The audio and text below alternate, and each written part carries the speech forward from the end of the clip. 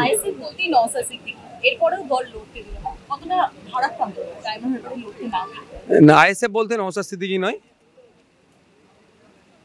ISF এর জন্য নওশাদ সিদ্দিকী, নওশাদ সিদ্দিকীর জন্য আইএসএফ নয়। আইএসএফ নয়, এইটা ক্লিয়ার করা দরকার। দলে একটা পোস্ট, বাকি সব ল্যাম্প পোস্ট, এটা আমরা প্র্যাকটিস করি না। গণতন্ত্র আছে, ডেমোক্রেসি আছে। চেয়েছিলাম, ইচ্ছা ছিল, লড়াই করব সরাসরি নিজে থেকে। আমার পরিবর্তে আমাদের পার্টির পক্ষ থেকে অন্যজনকে ক্যান্ডিডেট দিয়েছে, তার হয়ে লড়াই করছি। কালকেই তো ডায়মন্ড হারবারে যাব। নিজে থেকে আপনি জানিয়েছেন আপনি লড়ছেন না, এর ফলে কোথাও গিয়ে কি রাজনৈতিক বিশ্বাসযোগ্যতা নষ্ট হয়ে গেল? দলকে সামনে রেখে আমরা রাজনৈতিক বিশ্বাসযোগ্যতা তৈরি করেছিলাম। দল চাইনি, লড়িনি। যদি কোনো নষ্ট হয়ে থাকে, সেটা দলকে সামনে রেখে সেটাকে গেইন করে নেওয়ার দায়িত্ব আমার। গত বিধানসভায় সংযুক্ত মোর্চা করে এত ভালো ফল, আর তারপরেই বাম কংগ্রেসের সাথে জোটই হলো না। একদল মানুষ বলছে যে তৃণমূলের সাথে কথা বলে এই সিদ্ধান্ত, কি বলবেন এই বিষয়ে? ভালো রেজাল্ট হলো কোথায়? ভালো রেজাল্ট হয়নি, তার দায়ভার আমরা নিচ্ছি। বামেরাও নিতে চায় না, কংগ্রেসও তো আগেই গাছ হেঁড়ে নিয়েছে।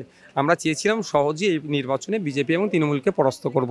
দুঃখের বিষয়, সংযুক্ত মোর্চা 2021 থেকে একজন এমপি এমএলএ বিধানসভায় গিয়েছে, এই আতঙ্কে হয়তো অনেকেই আছেন, সেই জন্য তারা জোট করেননি। তৃণমূলের সাথে আইএসএফের কথা বলা দরকার, প্রয়োজন নাই। বিজেপি তৃণমূলের সাথে রাতের অন্ধকারে কিছু বামপন্থী নেতা, কিছু কংগ্রেস নেতা কথা বলছে না তো, এটার যদি কোনো ইনভেস্টিগেশন করা যায়, তাহলে হয়তো এটা উঠে আসতে পারে। আচ্ছা, আমার শেষ প্রশ্ন, সংখ্যালঘুদের পক্ষে নাকি জনসাধারণের পক্ষে থাকবে? মানুষের পক্ষ থাকবো, জনসাধারণের পক্ষ থাকবো। সংখ্যালঘু থেকে শুরু করে সংখ্যাগুরু সবাই আজকে বঞ্চিত। আজকে আমরা মানুষ বঞ্চিত, মানুষের কথা বলতে হবে। 2021-এর 11 রাখে সংখ্যালঘু মুসলমানদেরকে বাঁচাতে এসেছিল। 2014 আগে কেন্দ্রের বর্তমান মানে বিজেপি হিন্দুদের বাঁচাতে এসেছিল। দিনের শেষে না হিন্দু বেঁচেছে না মুসলমান বেঁচেছে, মানুষ কিন্তু ক্ষতিগ্রস্ত হয়েছে। আমরা মানুষের পক্ষ নিয়ে লড়াই করব।